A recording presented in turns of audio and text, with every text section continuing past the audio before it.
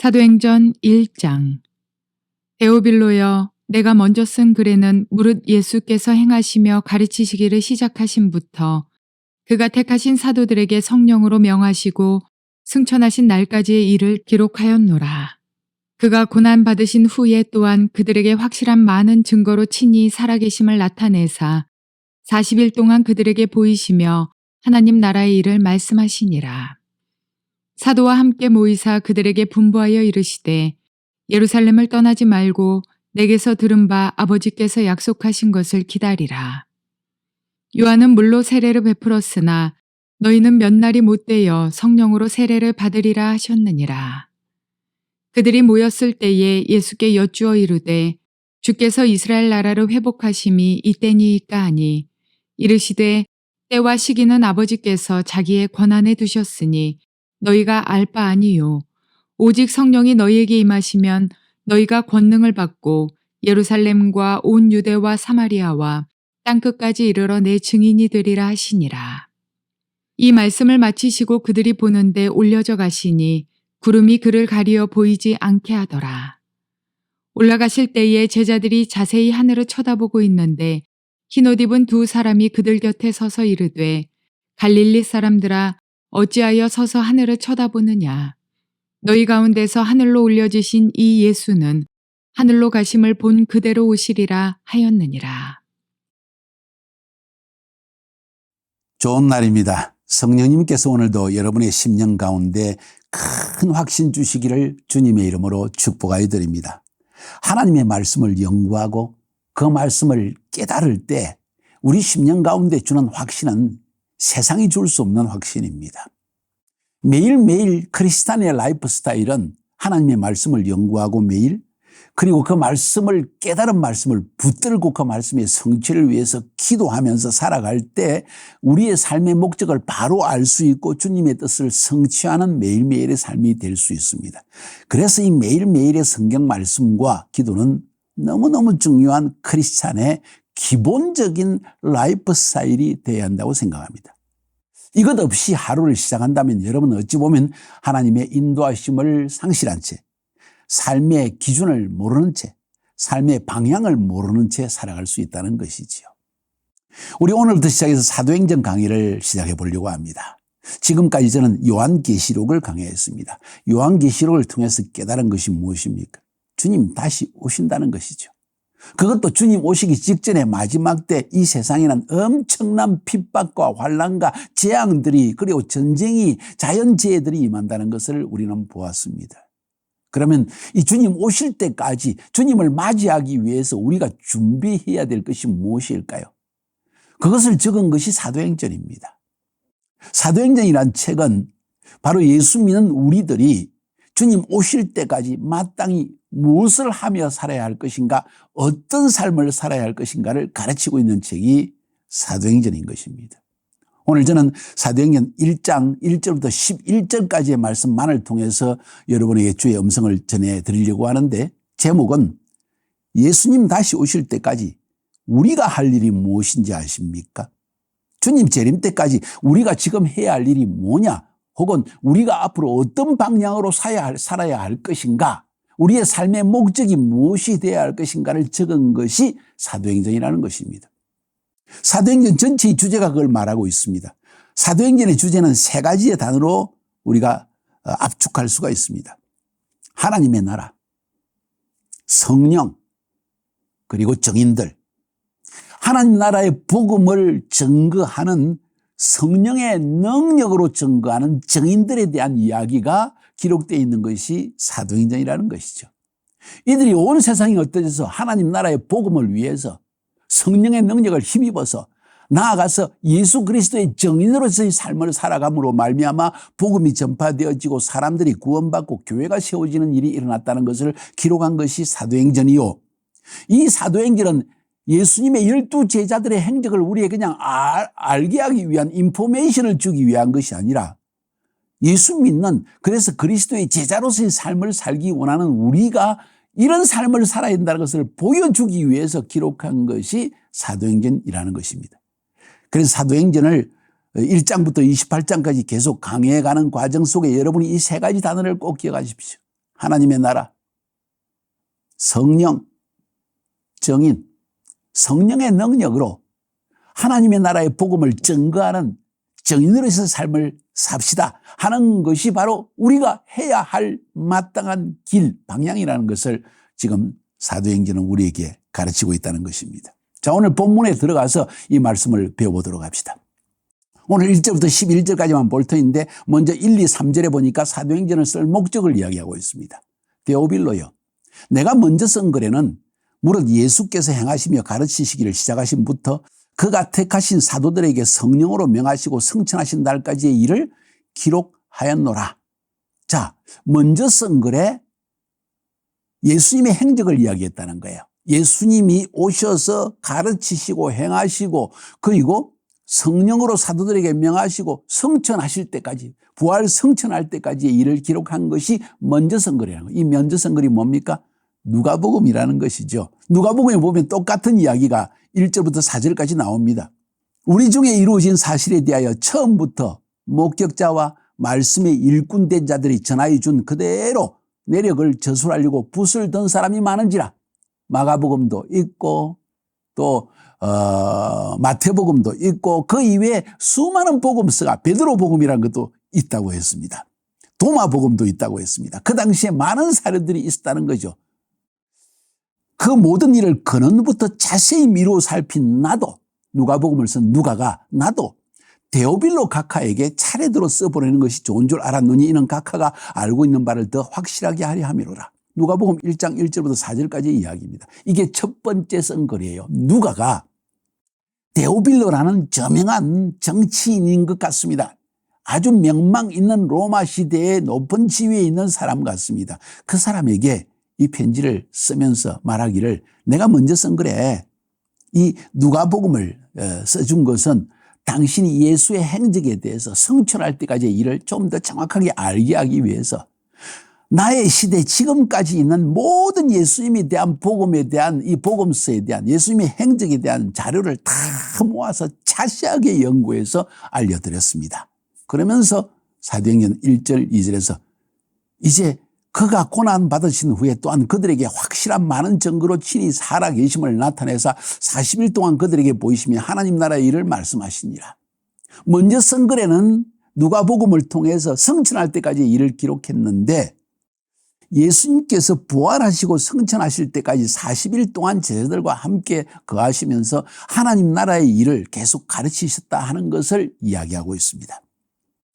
다시 말해서 첫 번째 책은 누가복음이요, 두 번째 책은 사도행전입니다. 누가복음은 예수님의 행적에 대해 쓴 글이고 사도행전은 사도들의 행적에 대해서 쓴 글입니다.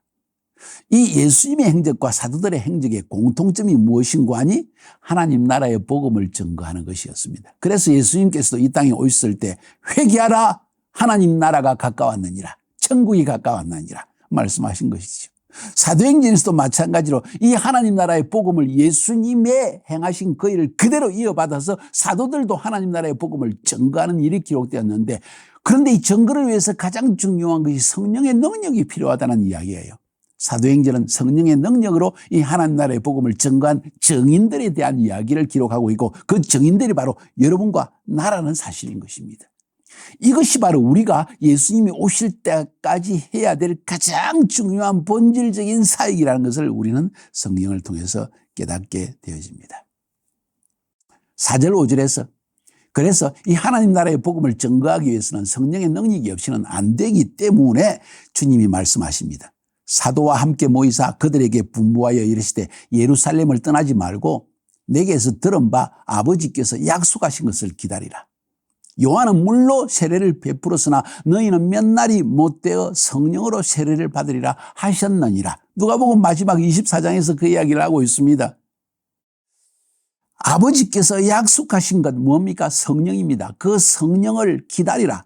지금까지 요한은 물로 세례를 베풀었지만 너희는 성령으로 세례를 받을 것이다. 요한은 회개의 표시로, 회개는 우리의 마음을 씻어서 하나님 나라에 들어갈 준비를 하는 것이지만 회개만으로 하나님 나라에 들어갈 수 있는 것은 아닙니다. 성령의 세례를 받아서 거듭나야만 하나님 나라에 들어갈 수 있습니다. 그래서 너희들이 성령으로 세례를 받게 될 것이다 하는 말씀을 지금 언급하고 있는 것입니다. 성령에 대한 이야기가 나오죠. 그 다음 보면 6절부터 11절까지 이렇게 예수님은 하나님 나라에 대해서 제자들에게 말씀하고 있는데 부활하고 승천할 때까지 40일 동안도 하나님 나라에 대한 말씀을 전하고 있는데 제자들의 질문을 보세요. 그들이 모였을 때 예수께 여쭈어 이르되 주께서 이스라엘 나라를 회복하심이 이때입니까? 그들의 관심은 지상에 있는 이스라엘 나라, 다윗의 영광, 다윗의 왕국, 다윗이 하나님의 통치 대리자로서 이스라엘을 번성케 했던 우리 유대인들을 위한 이스라엘 나라, 예수님은 유대인을 위한 메시아라는 생각으로 가득 차 있는 것이죠. 좁은 식견이지요. 우리의 좁은 식견은 때때로 큰 문제를 일으킵니다. 무슨 문제인가 하니 하나님의 계시를 정확하게 볼 수 있는 눈을 가리우는 것이지요. 나라를 사랑하는 건 좋은 일이지만 국수주의에 빠지면, 민족주의에 빠지면 하나님의 뜻을 깨달아 알 수 없는 것이고 인간적으로 흘러갈 수밖에 없는 것이죠. 유대인들이 그랬다는 겁니다. 이스라엘 나라, 주님은 하나님의 나라라는 이야기하고 있는데 지금 그들은 지상에 있는 이스라엘 나라에 대한 관심이 있더라는 거죠. 그러니까 주님이 말씀하십니다. 너희들 잘못되었다 책망하지 않고 그냥 이렇게 말씀하십니다. 이러시되 때와 시기는 하나님의 이 이스라엘 나라를 회복하실 때와 시기는 아버지께서 자기 권한에 두셨으니 너희가 알 바가 아니요. 왜냐하면 마지막 때 하나님 나라를 회복시키시기 직전에 이스라엘도 영적으로 회복시키는 그 일을 주님은 알고 계십니다. 그래서 너희들이 지금 모르고 있다 하면서 자세하게 설명하려고 하지 않고 그냥 때와 시기는 너희가 알 바가 아니다. 아버지의 권한에 있는 것이다 하면서 너희들이 해야 할 일을 먼저 가르쳐 주마. 이스라엘 나라 회복되는 걸 보기 원하느냐? 그런데 그 중요한 것은 하나님의 나라가 회복되는 것인데 그것을 위해서 가장 중요한 일은 이것이다. 오직 성령이 너희에게 임하시면 너희가 권능을 받고 예루살렘과 온 유대와 사마리아와 땅끝까지 이르러 내 증인이 되리라. 성령을 받아야 된다는 것입니다. 이 성령이 임해야만 너희들이 능력을 받게 되고 이 능력을 우리 쉽게 표현합시다. 큰 확신이 임하게 된다는 것이죠. 혹은 권능, 이건 디나미타 하는 이 어떤 물리적인 능력을 말하는 것이 아니라 엑수시아, 권한을 이야기하는 것입니다. 내적 큰 확신에서 나오는 권한, 이 권세가 너에게 임한다는 거예요. 무슨 권세? 정인되는 권세. 무슨 정인? 예수의 정인. 예수가 부활하셨고 예수가 메시아라는 것을 증거하는 확신이 임하게 된다는 거예요. 어디에서? 예루살렘과 온 유대와 사마리아와 땅끝까지. 그러므로 너희들의 필요한 것은 성령을 받는 것이다. 이 말씀을 마치시고 그들이 보는데 올라져 가시니 구름이 그를 가리어 보이지 않게 하더라. 올라가실 때 제자들이 자세히 하늘을 쳐다보고 있는데 흰옷 입은 두 사람이 그들 곁에 서서 이르되 갈릴리 사람들아 어찌하여 서서 하늘을 바라보느냐. 너희 가운데 하늘로 올려오신 이 예수는 하늘로 가심을 본 그대로 오시리라 하였느니라. 지금 주님이 말씀하시고 너희들이 지금 예수님이 하늘로 올라가는 걸 보고 깜짝 놀라서 당황하고 있느냐? 올라간 것을 본 그대로 주님이 올 것이다 하고 두 천사가 이야기를 합니다. 나중에 12절에 보니까 그들이 감람산에서 내려오더라 하는 이야기를 보니까 지금 이 이야기를 하신 곳이 감람산입니다. 바로 하나님의 성전이 있는 바로 기드론 골짜기 건너편에 있는 감람산, 걸어서 안식일에 갈 만한 거리라고 12절은 표현하고 있거든요. 이 말은 다시 말해서 예수님이 재림하실 때 감람산으로 재림한다는 이야기입니다. 스가랴서 14장이 그 이야기를 하고 있습니다. 주님이 지상 재림하실 때 감람산에 임하셔서 성전의 동쪽 문을 통하여서 성전에 들어가신다는 이야기를 기록하고 있는 것이죠. 자, 지금은 그것이 핵심이 아닙니다. 가장 중요한 핵심은 예수님은 하나님 나라에 대해서 이야기하고 있는데 제자들은 세상 나라, 내가 지금 살고 있는 이 나라, 축복받고 건강하고 잘되고 부유하여지고 여기에 관심이 있다는 것이죠. 주님이 너희들의 관심은 그것이지만 사실 나의 관심은 너희들이 성령의 능력을 힘입어서 하나님의 나라의 복음을 증거하는 것이 나의 관심이요 너희들이 증인되는 것이 나의 관심이다 하는 이야기를 주님은 우리에게 기록하고 있는 것입니다. 너희들이 성령의 능력을 힘입지 않고는 나가서 하나님 나라의 복음을 증거하는 것은 어불성설이다. 너희의 가진 달란트, 너희의 가진 지식, 성경을 많이 알고 있는 해박한 모든 인포메이션을 알고 있는 지식, 이건 너에게 도움되는 거 아니다. 창세기부터 요한계시록까지 모든 성경의 강해를 다 가지고 있고 다 알고 있다고 해서 너희들이 정인의 능력이 있다고 말할 수 있느냐? 아니요. 정인의 지식은 있을지언정 증거할 수 있는 엑수시아, 권세는 아예 너희들에게 없다. 이 권세는 너희들이 성령을 받게 될 때 임하게 되는 것이다. 그 이야기를 들려주고 있는 거예요. 그래서 12절부터 나중에 보면은 120문도가 그 말씀을 붙들고 그 말씀의 의미를 깨닫고 다락방에서 열흘 동안 간절한 마음으로 마음을 다하여 열심을 품고 기도했고 그 결과로 성령님이 임하였다는 이야기를 우리에게 들려주고 있는 것입니다. 오늘 이 본문은 짧은 1절부터 11절까지의 내용이지만 세 가지의 주제를 다 보여주고 있습니다. 하나님 나라, 성령, 그리고 정인. 성령의 능력을 힘입어야만 정인의 삶을 살 수 있다. 무슨 정인이냐?